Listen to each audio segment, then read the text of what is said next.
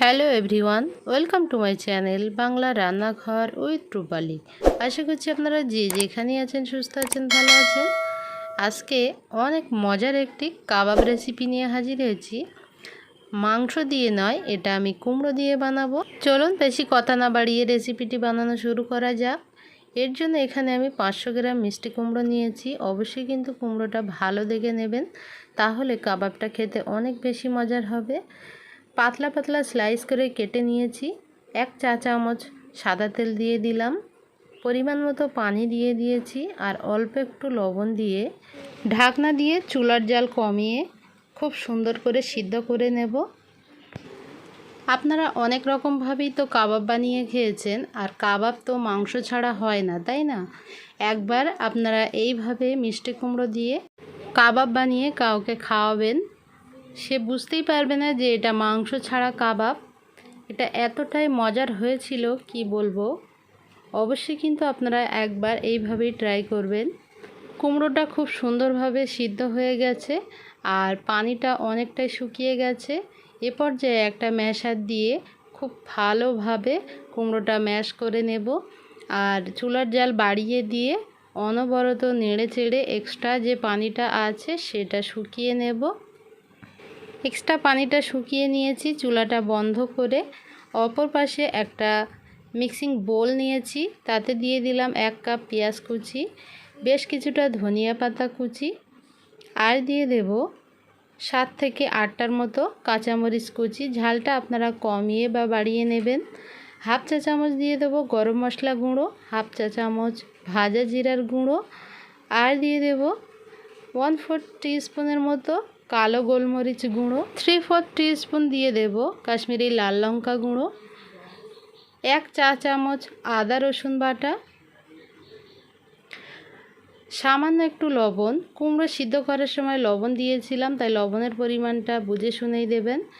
1 table চা চামচ দিয়ে দিলাম টমেটো সস, আর দিয়ে দেব 1 চা চামচ ঘি। ঘি দিলে কাবাবের ফ্লেভারটা খুব সুন্দর আসে, সেজন্য এই ঘিটা অবশ্যই ব্যবহার করবেন।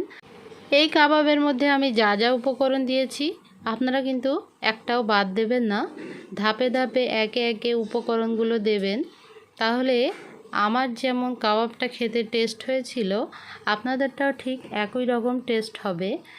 এবারে দিয়ে দেব সেই ম্যাশ করে রাখা কুমড়োটা, সম্পূর্ণটাই দিয়ে দিলাম, একটু মিশিয়ে নেব। তারপর দিয়ে দেব ব্রেড গ্রামসটা কার কতটুকু লাগবে সেটা বলাটা মুশকিল, কারণ বাইন্ডিং হতে যতটুকু লাগবে ততটুকুই দেবেন। তো এখানে একটা পেন নিয়েছি, আর ঠিক এইভাবে কাবাবের শেপগুলো আমি দিয়ে নিচ্ছি। একে একে কাবাবগুলো সব বানিয়ে তারপর আমি চুলাটা ধরিয়ে দেব। কাবাবগুলো বানিয়ে নেওয়ার পর কড়াইতে পর্যাপ্ত পরিমাণ তেল দিয়ে দিলাম। এই কাবাবগুলো আমি শ্যালো ফ্রাই করছি, আপনারা চাইলে কিন্তু ডিপ ফ্রাইও করে নিতে পারেন। একে একে কাবাবগুলো দিয়ে ভেজে নেব, আর চুলার জালটা কিন্তু মিডিয়াম টু লোয়ের মাঝামাঝি রাখবো। এক পিঠ ভাজা হয়ে গেছে, অপর পিঠটা উল্টিয়ে দেব আর গোল্ডেন ব্রাউন করে ভেজে নেব। কাবাবগুলো এপিট ওপিট করে গোল্ডেন ব্রাউন করে ভেজে নেওয়ার পর একে একে কড়াই থেকে তুলে নেব, আর বাকি যে কাবাবগুলো আছে সেগুলোও একই পদ্ধতিতে ভেজে নেব। এখানে একটা কথা বলা হয়নি, এখানে আমি রিফাইন তেল দিয়ে কাবাবগুলো ভেজেছি। চেষ্টা করেছি একদম ঝটপট ঘরে থাকা কয়েকটা উপকরণে মিষ্টি কুমড়ো দিয়ে এই কাবাবের রেসিপিটি শেয়ার করার জন্য। আপনাদের কাছে কেমন লাগলো অবশ্যই কিন্তু কমেন্ট করে জানাবেন। যদি ভালো লাগে একটা লাইক দিয়ে দেবেন। এরকম আরও নিত্য নতুন সহজ রেসিপি পেতে আমার চ্যানেলটা সাবস্ক্রাইব করে নিয়মিত পাশে থাকবেন। আর যদি এই ভিডিওটি ফেসবুক পেজ থেকে কেউ দেখে থাকেন, প্লিজ ফেসবুক পেজটায় ফলো দিয়ে দেবেন। দেখা হচ্ছে আবারও নতুন কোনো রেসিপির সঙ্গে। সবাই খুব ভালো থাকবেন। আল্লাহ হাফেজ।